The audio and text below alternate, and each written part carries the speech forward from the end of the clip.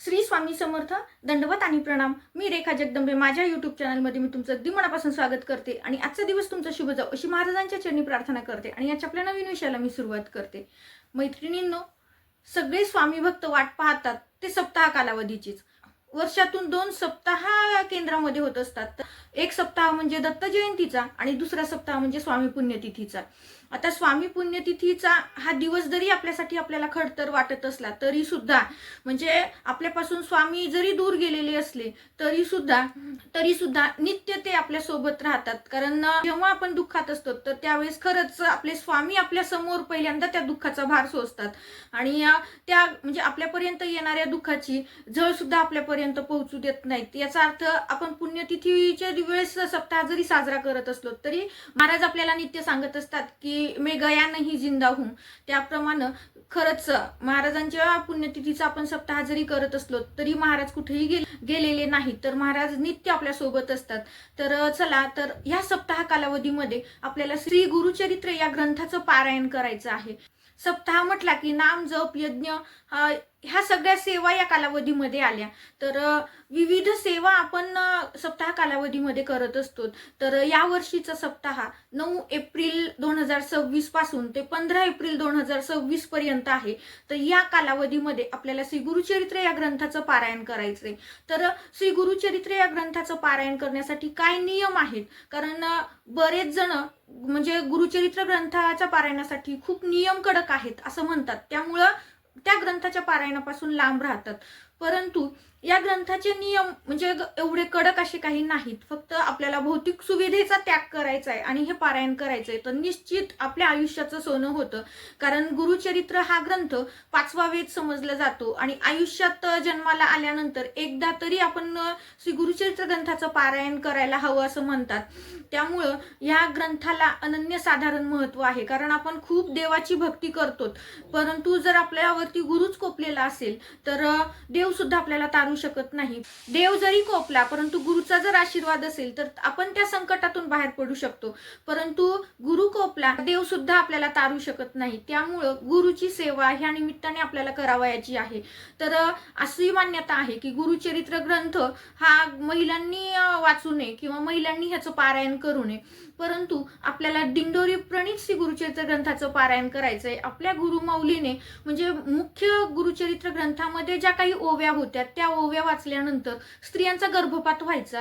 मग तो गर्भपात होऊ नये म्हणून गुरुमाऊलीने त्यातल्या त्या ओव्या काढून टाकल्या आणि आपल्यासाठी म्हणजे सगळ्यांना गुरुचरित्र ग्रंथाचं पारायण करता यावं, त्यात महिला सुद्धा सहभागी व्हाव्यात म्हणून आपल्या गुरुमाऊलीने गुरुचरित्र ग्रंथाची निर्मिती केली. तर निश्चित तो दिंडोरी प्रणित ग्रंथ आपण महिला पुरुष सगळेजण वाचू शकतात. त्यासाठी कशाचंही लिंगाचं बंधन वगैरे काही नाही. त्यामुळं म्हणजे कुठल्याही मनामध्ये शंका न आणता आपल्याला पारायण करायचंय. आपल्याला महाराजांच्या सेवा करायच्यात. महाराजांच्या पुण्यतिथीच्या निमित्ताने महाराजांना आपल्याला खूप आळवायचंय की जेणेकरून महाराज नित्य आपल्या सोबत राहतील. तर गुरुचरित्र ग्रंथाचं पारायण करण्यासाठी मग आता कुठले नियम आहेत. आता नियम म्हटलं की पहिल्यांदा आपण काढता पाय घेतो. तर या पारायणासाठी कुठलेही असे कडक काहीही नियम नाहीत. सगळ्यांनी म्हणजे अगदी ज्यांना वाचता येतं त्यांनी हे पारायण करू शकतात. साधे सोपे नियम आहेत. तर त्या साध्या सोप्या नियमांचीच माहिती मी तुमच्याशी शेअर करणार आहे की जेणेकरून हे नियम ऐकल्यानंतर तुमच्या मनातली या ग्रंथाच्या पारायणाची भीती जाईल आणि निश्चित तुम्ही या ग्रंथाचं पारायण पुण्यतिथीच्या सप्ताहाच्या कालावधीमध्ये कराल. तर पहिल्यांदा मैत्रिणींनो, हे पारायण आपण कुठं करायचंय? जर तुमच्या जवळपास श्री स्वामी समर्थ महाराजांचं केंद्र असेल तर निश्चित तुम्ही त्या ठिकाणी जाऊन पारायण करा. कारण सप्ताह कालावधीमध्ये म्हणजे अनेक लोक पारायणासाठी बसलेले असतात. आपण घरी केल्यानंतर आपल्याला एका आवर्तनाचं फळ मिळतं, परंतु केंद्रामध्ये अनेक लोक पारायणासाठी बसलेली असतात. त्यामुळं आपल्याला तेवढ्या पटीमध्ये आपल्याला फळ भेटत असतं. त्यामुळं जर आपलं पुण्याचं बँक बॅलन्स वाढवायचं असेल तर आपल्याला म्हणजे डोक्यावरती जास्त घरातल्या जबाबदाऱ्या नसतील किंवा तुम्ही केंद्रात जाऊन पारायण सहजरित्या करू शकत असाल तर निश्चित तुम्ही केंद्रामध्ये पारायण करा. पण घरातल्या जबाबदाऱ्या, तुम्हाला वेळ भेटत नाही, केंद्राच्या वेळेनुसार तुम्हाला तिथं जायला जमत नाही किंवा केंद्र जवळपास नाही, तर अशा वेळेस तुम्ही हे पारायण घरी केलं तरीही चालतं. फक्त सप्ताह कालावधीमध्ये आपल्याला पटीमध्ये फळ भेटतं, त्यामुळे आपण केंद्रात पारायण करायला हवं. पण शक्य नसेल तर घरी जरी केलं तरी सुद्धा एक तुम्ही पुण्यवान आत्मा स्वतःला समजा की कारण तुम्हाला श्री गुरुचरित्र या ग्रंथाचं पारायण करायला मिळते, मग तुम्ही घरात करा अथवा केंद्रात करा, एक तुम्ही पुण्यवान आत्मा आहात हे मात्र डोक्यामध्ये गृहीत घ्या. कारण त्यांच्याच हातामध्ये हा ग्रंथ येतो की ज्यांचं कुठल्या तरी जन्मीचं पुण्य फळाला आलेलं असतं. त्यामुळं तुम्ही स्वतःला भाग्यवान समजा आणि या पुण्यतिथीच्या कालावधीमध्ये तुम्ही या ग्रंथाचं पारायण करा. तर अनेक सेवा आहेत, त्या सेवेबद्दल आपण माहिती पाहूयातच, परंतु आजचा व्हिडिओ फक्त श्री गुरुचरित्र ग्रंथाच्या पारायणाचे नियम काय आहेत नियम जाणून घेऊयात. गुरुचरित्र ग्रंथाचं पारायण करायचंय तर मग त्याची मांडणी करायची का, तर मांडणी करावीच लागते अशातला भाग नाही. कारण मी तुम्हाला नेहमी सांगते, मी मांडणीपेक्षा सुद्धा म्हणजे काही गोष्टींची मांडणी आपल्याला करावीच लागत असते, परंतु जिथं मांडणीला म्हणजे अनन्यसाधारण महत्त्व देऊन सेवेला कमी प्राधान्य देणं हे मला तरी पटत नाही. त्याच्यामुळं मोठ्या प्रमाणात आपण सेवेला प्राधान्य द्या. त्यामुळं मांडणी असायलाच पाहिजे असं काही नाही. आपल्या देवघरामध्ये जर महाराजांचं अधिष्ठान असेल तर वेगळ्या मांडणीची महाराजांना गरज नाही. जिथं शुद्ध भाव आहे, जिथं प्रेमापोटी आपण ह्या सगळ्या गोष्टी महाराजांच्या प्रेमापोटी महाराजांच्या भक्तीपोटी जेव्हा आपण ह्या गोष्टी करतो तेव्हा मांडणी अनिवार्य आहे असं काही नाही. मांडणी नसली तरी सुद्धा तुम्ही ह्या सेवा मनोभावे करताय तर ते अधिक महाराजांना प्रिय होते. त्यामुळं त्या मांडणीची काहीही गरज नाही. आणि जर तुम्हाला वाटत असेल की आपण सप्ताह कालावधी पाळतो, आपण सप्ताहामध्ये पारायणासाठी बसायलो, कारण श्री गुरुचरित्र ग्रंथाचं पारायण हे 7 दिवसाचं असतं. पोथीमध्ये आपल्याला 8व्या दिवशी उद्यापन करायला सांगितलेलं असतं, परंतु सप्ताह कालावधीमध्ये पुण्यतिथीच्या सप्ताह कालावधीमध्ये आपण 7व्या दिवशी समाप्ती करत असतो.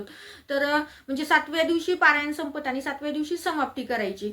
तर या पद्धतीने आपण करत असतो. त्यामुळं तुम्ही वेगळी मांडणी केली नाही किंवा तुमची इच्छा आहे आणि तुम्हाला करायची असेल तर तुम्ही निश्चित करू शकता. तो आता वैयक्तिक प्रश्न झाला. महाराजांना किती छान सजवून महाराजांसाठी आसन करून जर तुम्ही करत असाल तर अतिउत्तमच. परंतु जर तुम्हाला म्हणजे ह्या गोष्टी करून पारायण करणं शक्य नसेल, कारण तुम्हाला घरात इतरही कामं असतात, ती इतर कामं करून म्हणजे ह्या गोष्टी मॅनेज होतात का ते तुम्ही पहा. जर तुमच्याच्याने मॅनेज होत असेल, तुम्हाला सगळ्या गोष्टी म्हणजे तुमच्या हाताखाली लोक असतील किंवा तुम्हाला कुठल्या तुमच्यावरतीच जबाबदाऱ्या नसतील तर अशा वेळेस तुम्ही मांडणी करून सुद्धा पारायण करू शकता. परंतु मांडणी करणं अनिवार्य आहे असा कुठलाही भाग नाही. तर तुम्ही मांडणी न करता सुद्धा फक्त आपल्या देवघरात महाराजांचं अधिष्ठान असायला हवं. महाराजांचं अधिष्ठान जरी नसेल तरी सुद्धा एक पासपोर्ट साईजचा फोटो जरी तुम्ही महाराजांचा समोर ठेवून पारायण केलं तरी ते महाराजांना खूप प्रिय होते.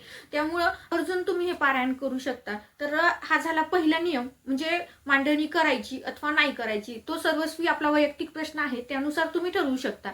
त्यानंतर येतो पारायणाच्या वेळेचा नियम. पारायण कुठल्या वेळेमध्ये करायचे. पारायण तुम्ही सकाळी पहाटे उठलं तेव्हापासून ते सायंकाळी 4 वाजेपर्यंत करू शकता.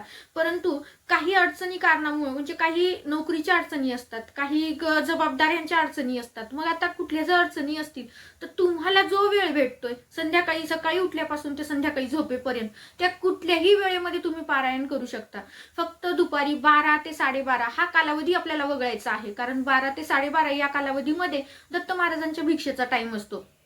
त्यामुळे हा कालावधी वगळला तर तुम्ही दिवसभरामध्ये कधीही पारायण करू शकता. फक्त अट हीच आहे, तू आपण सप्ताह कालावधी राबवतोय, आपल्याला पारायण करायचा आपला काही संकल्प असेल किंवा विनासंकल्प जरी असेल, कारण 7 दिवस आपल्याला पारायण करायचंय, तर कुठलंही पारायण कुठलीही सेवा करताना आपण एक कालावधी जेव्हा संकल्पयुक्त करतो किंवा सप्ताह राबवतो त्यावेळेस एक कालावधी मात्र नियमित ठरवून घ्यायचा आहे. आणि त्याच कालावधीमध्ये पहिल्या दिवशी आपण ज्या कालावधीमध्ये पारायण केले तोच कालावधी शेवटपर्यंत असायला हवा. कारण मी नेहमी म्हणते की आपण जेव्हा पहिल्या दिवशी पारायणाला बसतो त्या दिवशी आपण संकल्प करतो, त्या दिवशी महाराजांना विनंती करतो की 7 दिवसाचं मी पारायण करणार आहे, तर ते यशस्वीरित्या तुम्ही ते पूर्ण होऊ द्या.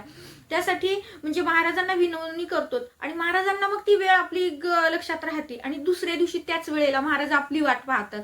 महाराजांनी आपली वाट पाहू नये असं वाटत असेल तर निश्चित आपण पहिल्या दिवशी ज्या वेळेला पारायण केलेलं आहे त्याच वेळेला आपल्याला 7ही दिवस पारायण करायचे. त्यानंतर येतो की आपल्याला खाण्यापिण्याचा प्रश्न. म्हणजे खाण्यापिण्यावर काही निर्बंध आहेत का. आपल्या खाण्यापिण्यावर निर्बंध काही येतात, म्हणजेच काय, भौतिक सुविधा आपल्याला टाळायच्यात. कारण आपल्याला महाराजांशी एकरूप व्हायचंय, आपल्याला म्हणजे एक सात्विकता आपल्यात आणायची आहे. तर ती सात्विकता येण्यासाठी आपला आहार सुद्धा सात्विक असायला हवा. तर जर आहार सात्विक असेल तर निश्चितच विचार सुद्धा सात्विक येतात. त्यामुळं ह्या काळामध्ये काही खाण्यावरती आपल्या निर्बंध आहेत. फक्त आपल्याला वांगी आणि गवारची भाजी सोडली तर सगळ्या भाज्या तुम्ही खाऊ शकता. परंतु धान्यामध्ये आपल्याला एकच धान्य घ्यायचे. तुम्ही जर गहू खात असाल तर म्हणजे गव्हाची पोळी खात असाल तर तुम्हाला 7ही दिवस गव्हाचीच पोळी खायची. पहिल्या दिवशी जर तुम्ही ज्वारीची भाकरी खाल्ली तर तुम्हाला 7ही दिवस ज्वारीचीच भाकरी खायची. जर तुम्ही खिचडी खाल्ली तर 7ही दिवस तुम्हाला खिचडीच खायची. म्हणजे एक धान्य निवडायचे, तेच धान्य तुम्हाला 7 दिवस कंटिन्यू खायचं आहे. मग आता भाज्या तुम्ही आलटून पालटून बदलू शकता. आता मी तरी माझं वैयक्तिक सांगते, मी फक्त एकच भाजी खाते. मी जर पहिल्या दिवशी टोमॅटोची भाजी खाल्ली किंवा बटाट्याची भाजी खाल्ली 7ही दिवस मी तीच भाजी खाते. मी भाज्या सुद्धा चेंज करत नाही. आता व्यक्ती तेवढ्या प्रवृत्ती, ज्यांची जशी श्रद्धा आहे त्या श्रद्धेनुसार प्रत्येक जण आपापल्या ह्याच्यानुसार करत असतं. परंतु गुरुमाऊलीने सांगितल्याप्रमाणे की भाज्या तुम्ही सगळ्या खाऊ शकता, फक्त आपल्याला द्विदल धान्य खायचं नाही आणि एक धान्यच खायचंय. मग तुम्ही पोळी खाल्ली तर कुठल्याही भाज्या तुम्ही चेंज करू शकता. त्यानंतर या 7 दिवसाच्या कालावधीमध्ये म्हणजे आपल्याला कांदा लसूण वर्ज्य करायचा आहे. कांदा लसूण हा तामसिक वृत्तीचा पदार्थ आहे आणि आपल्याला सात्विकता आपल्यात आणायची. त्यामुळे तामसिक प्रकारचे कुठलंही भोजन आपल्याला करायचं नाही, म्हणून कांदा लसूण वर्ज्य करायचंय. त्यासोबतच आपल्याला मांसाहार सुद्धा वर्ज्य करायचा आहे. मांसाहार का कडकडीत वर्ज्य करायचा आहे, कारण आपण महाराजांशी एकरूप व्हायलात, आपण अध्यात्मामध्ये आहात. तर आपल्याकडून निश्चितच कुठल्याही प्रकारचं पातक होऊ नये. आणि मांसाहार माझ्या दृष्टिकोनातून तरी एक पातकच आहे. जरी भले लोक म्हणत असतील की तो एक आहार आहे, परंतु माझ्या दृष्टिकोनातून ते एक पातक आहे. तर आपण जेव्हा पुण्याची भागीदारी बनतो तर त्या काळामध्ये तरी मिनिमम आपण पातकाचे भागीदारी बनलं नाही पाहिजे. कारण एकीकडे पुण्य करायचं एकीकडे पातक करायचं तर पुण्याचं बॅलन्स तुमचं होणारच नाही. कारण म्हणजे तुमचं पुण्याचं पार्थ आणि पातकाचं पार्थ हे सारखंच होईल. जर तुम्हाला हे सारखं करायचं नसेल तर त्या काळामध्ये तुम्हाला मांसाहार कडकडीत वर्ज्य करायचा आहे आणि आपली ही सात्विकतेचीच लेवल आपल्याला वाढवायची आहे. त्यामुळं आपल्याला मांसाहार कडकडीत वर्ज्य करायचं आहे. याशिवाय मग आता तुम्ही चहा घेऊ शकता, दूध घेऊ शकता, बेकरी प्रोडक्ट तेवढे आपण वगळायचे, बाहेरचं काही खायचं नाही, एवढं आपण बंधन पाळायचंय. त्यासोबतच आपल्याला परान्न घ्यायचं नाही. आता आपण जे काही खाणार आहोत तेच पदार्थ आपण घरीच खायचे आहेत. जर पुरुष बंधू पारायणासाठी बसले असतील तर त्यांनी त्यांच्या पत्नीने बनवलेलं जेवण करू शकतात किंवा त्यांच्या बहिणीने आईने बनवलेलं जेवण करू शकतात.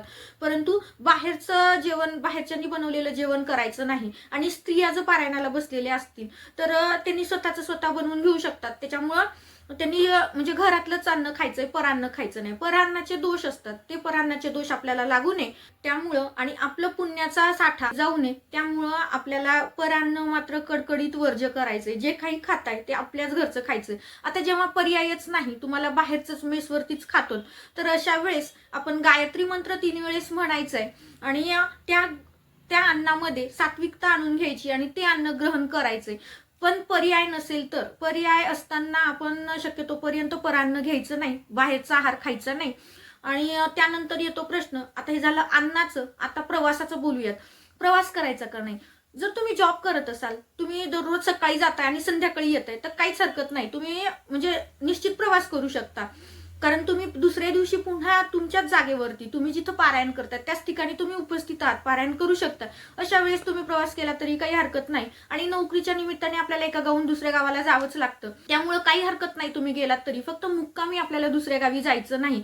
पहिलेच्या काळात म्हणायचे वेश ओलांडायची नाही, कारण म्हणजे आपला दुसऱ्या गावी मुक्काम होऊ नये आणि आपला जो इथं सप्ताह कालावधीमध्ये जी आपण पारायणाची मांडणी केलेली आहे ते तसंच अर्धवट राहू नये या कारणासाठी वेश ओलांडू नये असं म्हणायचे. परंतु आता नोकरीच्या निमित्तानं जावं लागतं, तर शेवटी आपला उदरनिर्वाहाचा प्रश्न आहे, त्यामुळे आपल्याला जावंच लागणार आहे.